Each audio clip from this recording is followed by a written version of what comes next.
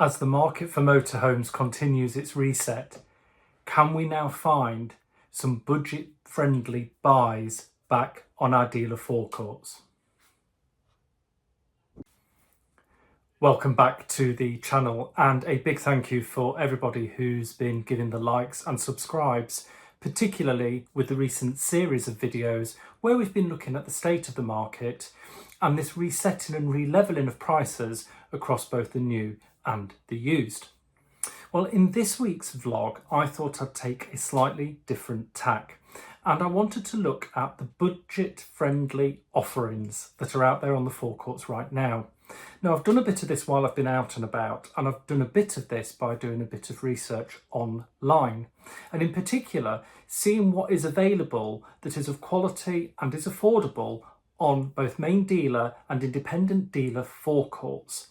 I've chosen these particularly because I wanted to see what you could get that's backed by the dealer, backed by warranty, whether that be a dealer warranty or a third-party warranty that often some independents offer. So for this vlog, I particularly want to focus on what is available in the 25,000 to 30,000 price bracket. And can we find some quality, good condition stock that you could pick from? And is there a particular trend with what is available? So let's have a little sweep through and see what we can find. So at this price point, you are absolutely going to be looking for vehicles that are around the 12, 13, 14 years old mark. Anything older than that, and I'm talking anything that's sort of pre-2010, so into the 2009s, 2008s, into the late 06s, 07s, you definitely will be looking for prices that are well below the 25,000. But prices for these vehicles that, as I say, are 12, 13, 14 years old are still holding up reasonably well, but are still attainable with a warranted offering from dealers. So what do the main dealers offer in this price range?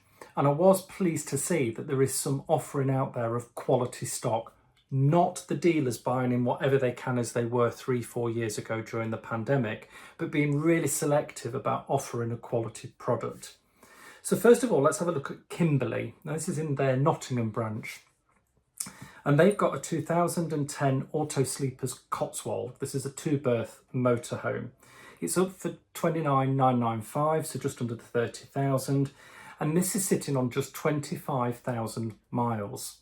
So good mileage on that one. And as they describe, it was too good to trade on. And having a look through the pictures, which I've included here for you, this is a very tidy, clean, well cared for motorhome. And I can see why Kimberley are keen to offer that one out as a quality product.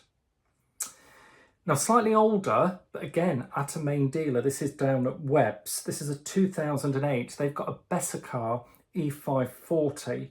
This is up at 27,995. Again, another one that's too good to trade, sitting on 39,000 miles. And again, looking at these pictures, you can see this is another clean, tidy, well cared for motorhome. So two good examples there. They're at the top of this 25 to 30 price range I'm looking at this week.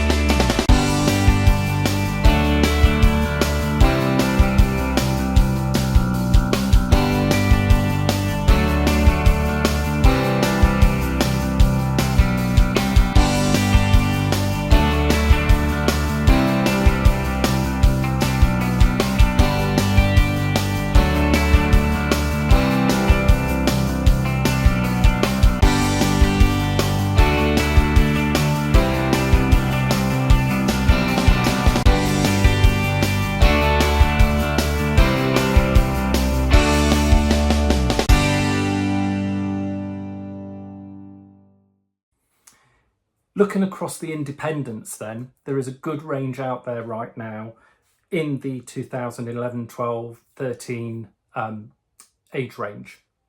So an Eldest AutoQuest 115, which is their two-berth motorhome at West Midlands Caravan and Motorhome Limited. This is a 2010 with just 34,000 miles on the clock.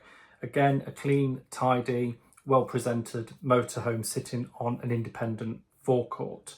And these are the pictures of that motorhome.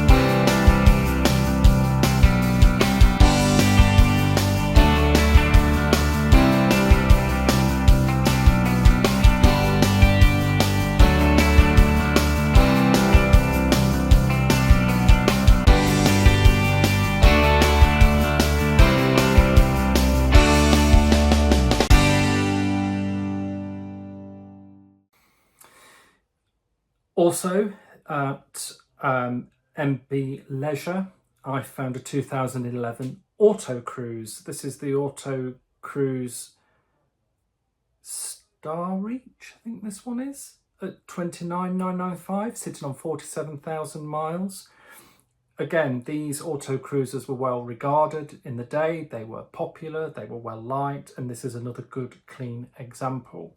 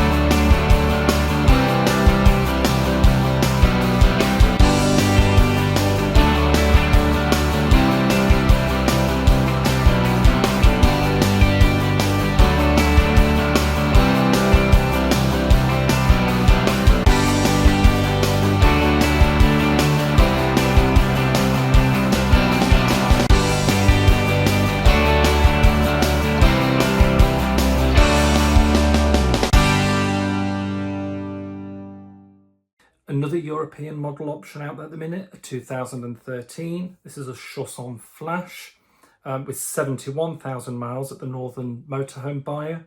This one's on at 27,995. Again, these Shaons were incredibly popular in the day, sitting on the Ford.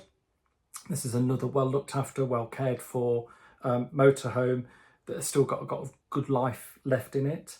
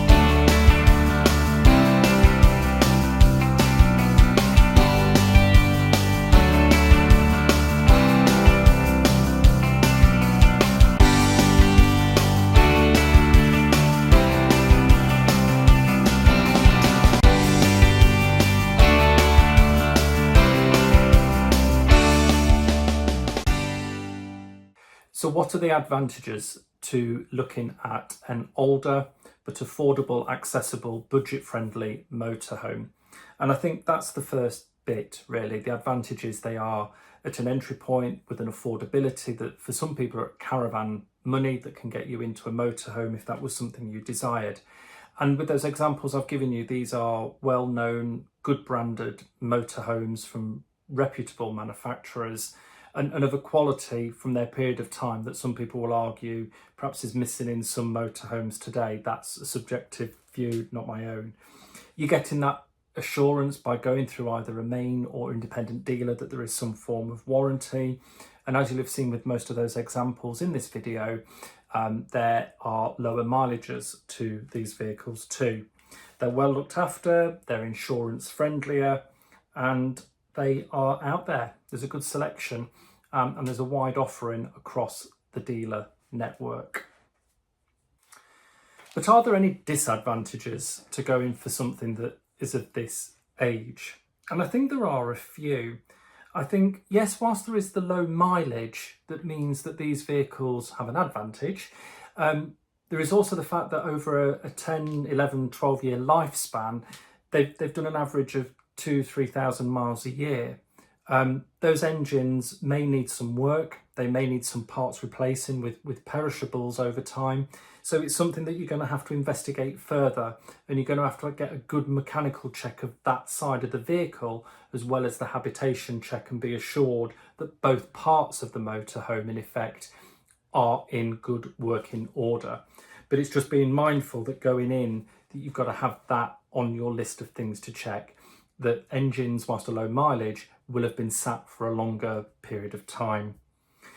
There's also the habitation side, in that it is slightly different to the cab, in that generally you can find parts and doors and wing mirrors for a cab, but for the motorhome habitation side, in effect the caravan bit, parts do become obsolete, both in terms of specific parts for that model, like bumper mouldings, the side mouldings, some of the graphics, the lights, the clusters and so on, were so specific for that point in time that sometimes tracking them down if you've had a breakage or a damage or a small accident can be tricky to find.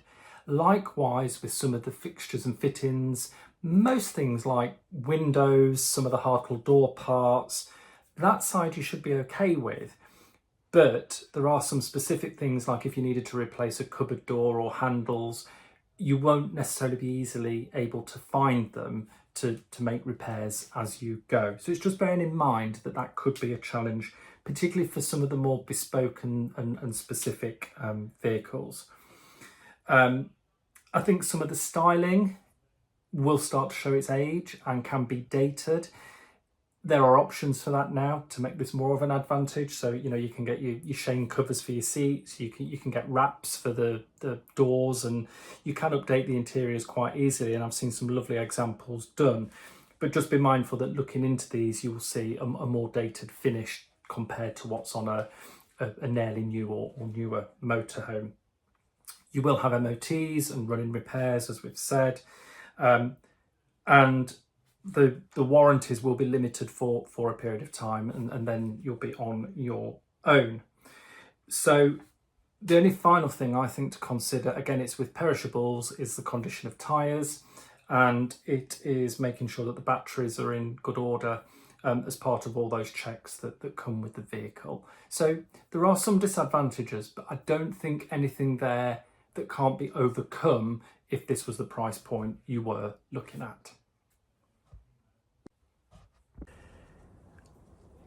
Well, that brings this week's video to an end, and I hope you found a look at the budget-friendly models that are available in the market right now useful.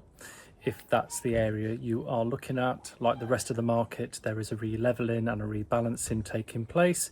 So as I always say, do your research, do some shopping around, know what it is you're looking for, and then get out there and see what deal can be done.